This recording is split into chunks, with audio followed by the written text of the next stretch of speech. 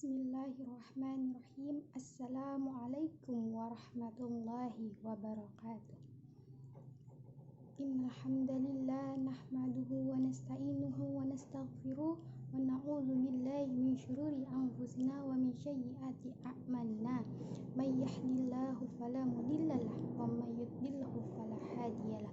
Asyhadu an la ilaha illallah wa asyhadu anna Muhammadan abduhu wa rasuluh alladzi la nabiyya ba'dah. Rabbi shrahli sadri wa yassir li amri wahlul 'uqdatam min lisani yafqahu qawli. Pertama-tama marilah kita ucapkan puji dan syukur kita kehadirat Allah Subhanahu wa taala yang telah memberikan kita beribu-ribu banyak nikmat, yakni nikmat iman, nikmat Islam serta nikmat kesehatan, sehingga kita dapat bersama-sama menjalankan aktivitas seperti mana biasanya. Salawat dan salam marilah kita hadiahkan kepada Nabi besar Muhammad sallallahu alaihi wasallam. Semoga kelak kita akan mendapatkan syafaatnya di yaumil mahsyar. Amin amin ya rabbal alamin. Baiklah, saya akan sedikit menjelaskan tentang bahayanya riba. Riba adalah penetapan bunga atau menambahkan jumlah pinjaman pada saat pengembalian.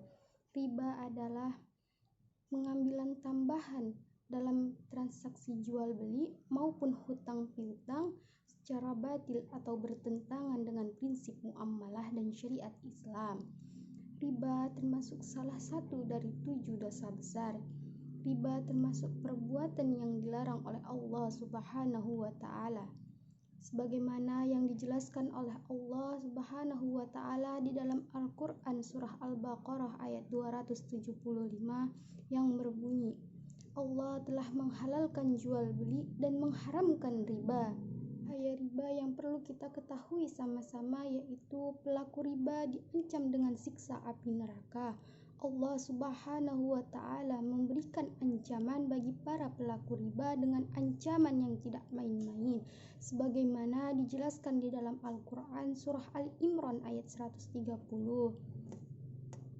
Orang yang beriman, janganlah kamu memakan riba dengan berlipat ganda, dan bertakwalah kamu kepada Allah supaya kamu mendapat keberuntungan. 2. Allah Subhanahu wa taala menghapus keberkahan bagi para pelaku riba. Dijelaskan di dalam Al-Qur'an surah Al-Baqarah ayat 275, 276 dan 278 yang berbunyi, orang-orang yang memakan riba tidak dapat berdiri melainkan seperti berdirinya orang yang kemasukan setan karena gila.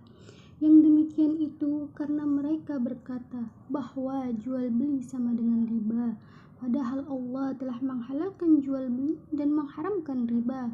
Barang siapa mendapat peringatan dari Tuhannya, lalu dia berhenti, maka apa yang telah diperolehnya dahulu menjadi miliknya dan urusannya terserah kepada Allah.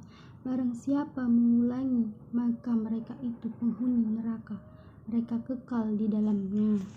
Dijelaskan di dalam Al-Quran surah Al-Baqarah ayat 276 yang berbunyi, Allah memusnahkan riba dan menyuburkan sedekah, dan Allah tidak menyukai setiap orang yang tetap dalam kekafiran dan selalu berbuat dosa.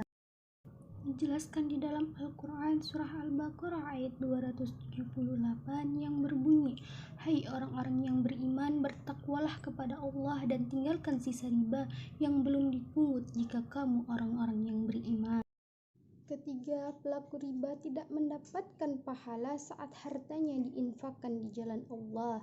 Ibnu Abbas berkata, yaitu orang yang memberikan sesuatu dengan hasil riba, ia ingin mendapatkan pahala di sisi Allah Subhanahu wa taala, akan tetapi Allah tidak memberinya. 4. Riba adalah kebiasaan buruk orang-orang Yahudi. Transaksi ribawi, muamalah ribawi, hutang piutang yang menghasilkan bunga, hutang piutang yang menghasilkan keuntungan, ini sejatinya kebiasaan buruk orang-orang Yahudi. Jika kaum muslimin bermuamalah ribawi dan melakukan praktek ribawi, berarti telah meniru perilaku orang-orang Yahudi, yaitu akan mendapat azab dari Allah Subhanahu wa taala. kelima diperangin oleh Allah dan Rasul-Nya, serta para pelaku riba adalah orang yang tidak sempurna keimanannya. Oleh karena itu, wahai hamba Allah, tinggalkanlah riba sekarang juga. Apabila kita telah bermuamalah ribawi, maka segeralah bertaubat kepada Allah Subhanahu wa Ta'ala dengan taubat yang sebenar-benarnya, mumpung masih diberi waktu oleh Allah dan masih diberi umur panjang. Demikianlah yang dapat saya sampaikan, lebih dan kurangnya saya mohon maaf. Unzur mangqala wa la tanzur mangqala. Wassalamualaikum warahmatullahi wabarakatuh.